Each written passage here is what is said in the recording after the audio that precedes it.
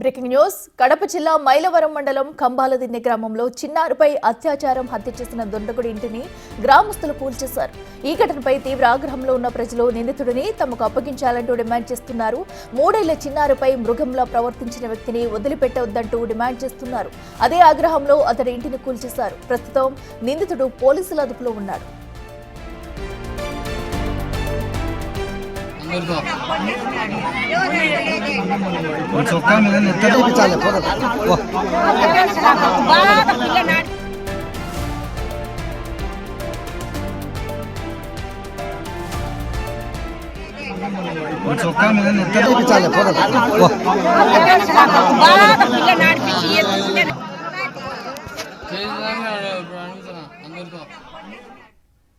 రెడ్డికి ఇదే అంశానికి సంబంధించి మరింత సమాచారం మా ఎగ్జిక్యూటివ్ ఎడిటర్ అశోక్ లైవ్ లో అందిస్తారు. అశోక్ చెప్పండి, అటు 3 సంవత్సరాల చిన్నారిపై అఘాయిత్యానికి పాల్పడిన నిందితుడి ఇంటిని కూడా అటు గ్రామస్తులు కూల్చేయడం మనం చూస్తున్నాము. అటు ప్రస్తుతం అటు నిందితుడు కూడా పోలీసుల అదుపులో ఉన్నట్టు తెలుస్తుంది. ఈ కేసుకు సంబంధించి పూర్తి డీటెయిల్స్ ఏంటి?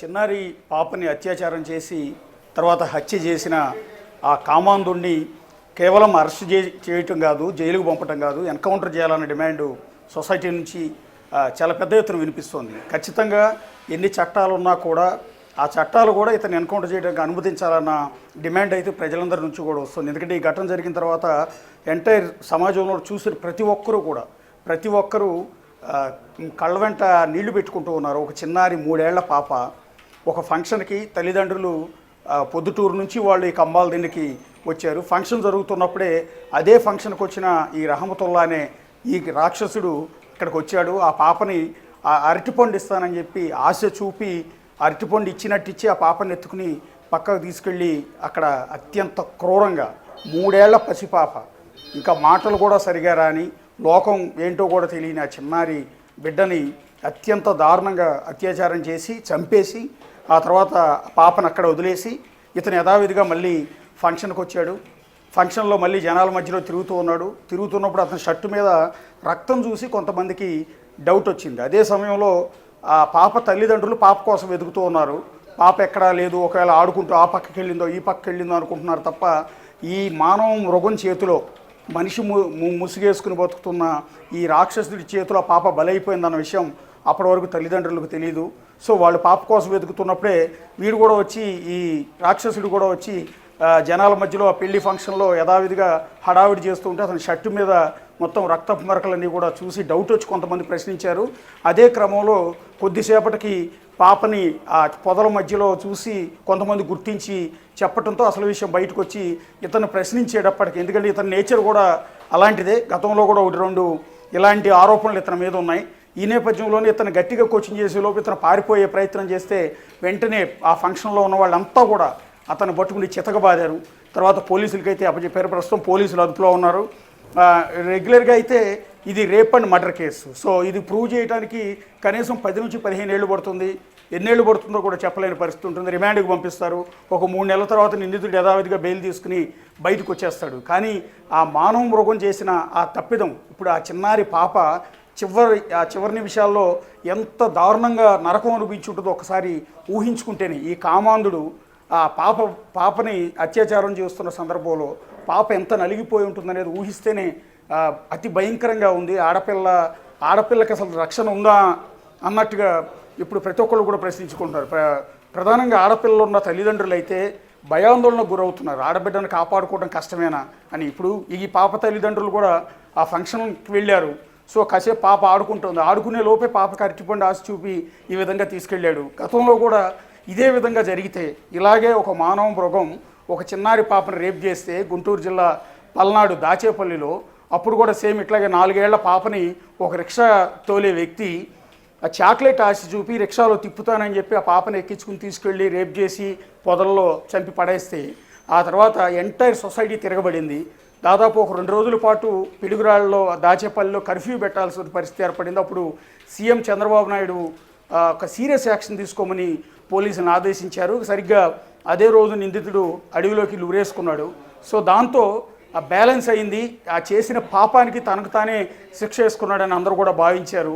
సో అలాంటి వ్యక్తులను వదిలిపెట్టొద్దు, ఇమ్మీడియట్గా ఎన్కౌంటర్ చేయాలని, లేకపోతే దుబాయ్లో మాదిరిగా ఇక్కడ కూడా నడి రోడ్డు మీద నుంచోబెట్టి రాళ్లతో కొట్టి చంపాలన్న డిమాండ్ అయితే చాలా ప్రతి ఒక్కరి నుంచి కూడా వినపడుతోంది. అసలు ఆడపిల్లకి రక్షణ ఉందా అని ఇంత సీరియస్ ఇష్యూ, దీని మీద ఏపీ ప్రభుత్వం కూడా సీరియస్గా రెస్పాండ్ అవ్వాలి. హోమ్ మినిస్టర్ ఈ పాటికే రెస్పాండ్ అవ్వాల్సి ఉంటుంది.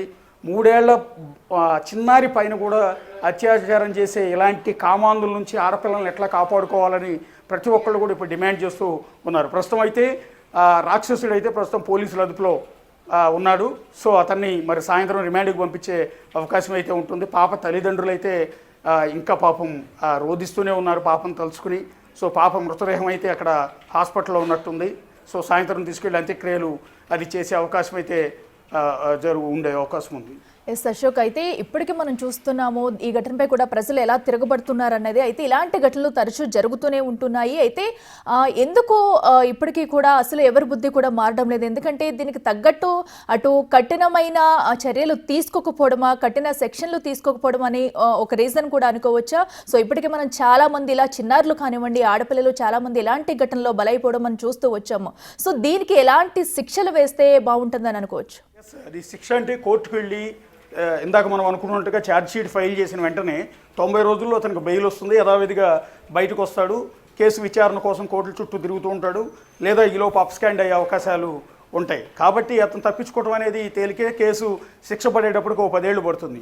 కానీ ఈలోపు పాపను కోల్పోయిన తల్లిదండ్రులు పడే మానసిక వేదన, ఈ ఘటన చూసిన తర్వాత సమాజంలో ఉన్న ప్రతి ఒక్కళ్ళు పడే వేదన, ఆడపిల్లని 3 ఏళ్ల వయసున్న చిన్నారి పాపని ఇంత క్రూరంగా ఇంత దారుణంగా అత్యాచారం చేసి చంపాడన్న ఆ ఇష్యూలోంచి జనం ఎవరు కూడా బయటకు రాలేకపోతున్నారు ఆ బాధలోంచి.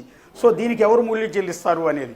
నిందితుడు 10 ఏళ్ల తర్వాత 15 ఏళ్ల తర్వాత అతనికి 10 ఏళ్ల జైలు శిక్ష పడితే పడవచ్చు. కానీ చనిపోయిన చిన్నారికి న్యాయం చేసేది ఎవరు అనేది. అందుకనే పాపను అతను ఎంత దారుణంగా అయితే చంపాడో అతను కూడా అదే విధంగా దారుణంగా చంపితే, ఎన్కౌంటర్ చేసి కాల్చి చంపాడన్న విషయం సొసైటీ మొత్తానికి తెలిస్తే ఇంకో ఆడపిల్ల పైన చెయ్యి వేయాలంటే వణికే పరిస్థితి వస్తుంది. ఈ విధంగా కాల్చి చంపుతారన్న భయం ప్రతి నిందితుల్లో వస్తుంది. కాబట్టి ఎన్కౌంటరే సరైన మార్గం అన్న డిమాండ్ అయితే ప్రధానంగా వినిపిస్తుంది. అయితే ప్రస్తుతం పోలీసులు ఏం చేయబోతున్నారు?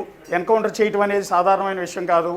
సో ప్రభుత్వం నుంచి ఆదేశాలు రావాల్సి ఉంటుంది. సో సమాజం మొత్తం ఎన్కౌంటర్ చేయాలని డిమాండ్ వచ్చినా కూడా పోలీసులు ఆ దిశగా వెళ్ళకపోవచ్చు.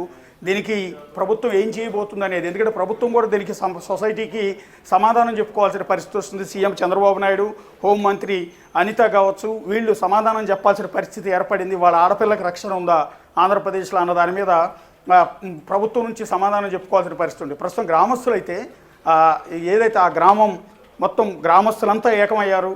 ఆ నిందితుడు రహమతుల్లా ఇంటిని ప్రొక్లైనర్ తీసుకెళ్ళి మరి కంప్లీట్ కూల్చేశారు. ఒకసారి మీరు ఆ దృశ్యాలు చూసినా కూడా మీకు స్పష్టంగా అర్థమవుద్ది. గ్రామస్తులంతా కూడా అంత ఆగ్రహంగా ఉన్నారు. తమ ఊరికి ఇంతటి దారుణమైన పేరు, ఇంతటి కామాంధుడు పుట్టిన ఊరు, ఇంతటి కామాంధుడు ఈ ఊళ్ళో తిరిగారు, ఈ ఊళ్ళో అతను ఉండటానికి వీలు లేదని అతని ఇంటిని ఏకంగా ఒక ప్రొక్లైనర్ తీసుకెళ్ళి కంప్లీట్ కూల్చేశారు. అంటే అక్కడ ప్రజల్లో చైతన్యం వచ్చింది. సో ఇప్పుడు రావాల్సింది, యాక్షన్ తీసుకోవాల్సింది ప్రభుత్వం, పోలీసులు. ఇతను కనుక ఎన్కౌంటర్ లాంటివి చేయగలిగితే ఇంకొకరికి భయం వస్తుంది. ఇంకొక ఆడపిల్ల మీద చేయి వేయాలి అంటే భయపడే స్థితికి వచ్చే అవకాశం ఉంటుంది. ఎస్ అశోక్, మనం చూస్తున్నాం మీరు చెప్పినట్టుగా కూడా అప్పుడు ఎన్కౌంటర్ చేస్తే కనుక, అయితే ఇది వరకు జరిగిన ఘటనలు చూస్తే అటు దిశ ఘటన మనం చూసాము, నలుగురిని కూడా అప్పుడైతే ఉన్న రంగనాథ్ కూడా అటు ఎన్కౌంటర్ చేశారు, నలుగురిని కూడా అక్కడికక్కడ. సో ఆ ఘటన ఎంత కలిచివేసింది దేశం మొత్తం అనేది కూడా మనం అందరం చూసాం. అయినా కూడా దాని తర్వాత కూడా ఇలాంటి ఘటనలకైతే ఎక్కడా బ్రేక్ పడట్లేదు. ఇలాంటి కామందులు ఇంకా పుట్టుకొస్తూనే ఉన్నారు. చిన్నపిల్లలు అప్పుడే పుట్టిన పిల్లల దగ్గర నుంచి పెద్దవాళ్ళు 60 సంవత్సరాలు ముసలివారి వరకు కూడా ఈ కామందులు తమ పైశాచికత్వం అనేది చూపిస్తూనే వస్తున్నారు. అయితే అటు రాష్ట్ర ప్రభుత్వాలు కానివ్వండి, కేంద్ర ప్రభుత్వాలు కానివ్వండి, ఎలాంటి నిర్ణయాలు తీసుకుంటే బాగుంటుంది అనుకోవచ్చు? అంటే దీనిపై ఇప్పటి వరకు ఏమైనా గ్రామంలోకి వెళ్ళి ఎవరైనా బాధితుల్ని పరామర్శించారా అక్కడ అధికారులు కానీ ఎవరైనా? ప్రస్తుతం జిల్లా కలెక్టర్ అయితే కొద్దిసేపటి క్రితం మాట్లాడారు. ఆ కుటుంబాన్ని అన్ని విధాలా ఆదుకుంటాం, కుటుంబానికి ఉద్యోగం ఇస్తాము, 5 లక్షల ఆర్థిక సాయం చేస్తామంటున్నారు. ఇక్కడ ఆర్థిక సాయమో ఉద్యోగమో కాదు, ఇక్కడ కావాల్సింది ఏంటంటే ఇవాళ ఆడపిల్లని కాపాడుకోవటం ఎలా అన్న దాని మీద. ఇలాంటి కామాంధులు, ఇలాంటి రాక్షసులు అడుగడుగునే ఉంటారు. ఆడపిల్లని కన్నా తల్లిదండ్రులు ఇలాంటి కామాంధుల నుంచి ఆడపిల్లని ఎట్లా కాపాడుకోవాలని 3 ఏళ్ళు చిన్న ముక్కు పచ్చలారని ఒక పసిపాప, ఇంకా మాటలు కూడా సరిగా వచ్చి ఉండవు, బుడిబుడిగా అడుగులేస్తూ ఉంటుంది ఆ చిన్నారి పాప. అలాంటి పాప అరటిపండు ఆశ చూపించి ఆ పాపను తీసుకెళ్ళి అత్యాచారం చేశాడు అంటే ఎంతటి రాక్షసుడు, అసలు మనిషి పుట్టక పుట్టిన ఒక రాక్షసుడు వాడు. సో అలాంటి వాడిని ఎందుకు వదిలిపెట్టాలి, ఎందుకు చట్టాలు రిమాండ్కి పంపించడమో జైల్లో కూర్చోబెట్టి మేపటమో కాదు, ఎన్కౌంటర్ చేసి పడేస్తే ఇంకొక భయం వస్తుంది అంతే తప్ప ఈ కామాంధులను మనం మార్చలేం. కామాంధుల్లో భయం కలిగించడం తప్ప కామాంధులు మార్చడం అనేది సాధ్యమయ్యే పని కాదు. ఎందుకంటే ఆడపిల్ల మీద చెయ్యొద్దు, అత్యాచారాలు చేయొద్దు అని ఎంతమందికి చెప్పినా, ఎన్నిసార్లు చెప్పినా వినే పరిస్థితి లేదు. ఇలాంటి మానవ మృగాలు ప్రతి వీధిలోనూ ఉన్నాయి, ప్రతి ఊళ్ళోనూ ఉన్నాయి, ఎక్కడ చూసినా ఉన్నారు, ప్రతి గల్లీలోనూ ఉన్నారు. సో ఇలాంటి వాళ్ళ నుంచి ఆడపిల్లని కాపాడుకోవాలి అంటే ఒక భయం క్రియేట్ చేయాలి. ఆడపిల్ల మీద చెయ్యేస్తే ఇంకోసారి కాల్చి చంపేస్తారు పోలీసులు అన్న భయం క్రియేట్ అయితే తప్ప మార్పు వచ్చే అవకాశం లేదు. Right Ashok, thank you.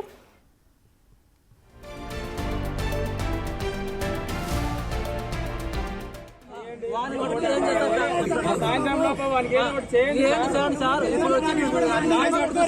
లోపల పాపని గుర్తుపెట్టే కార్యక్రమం చేయాలంటారే.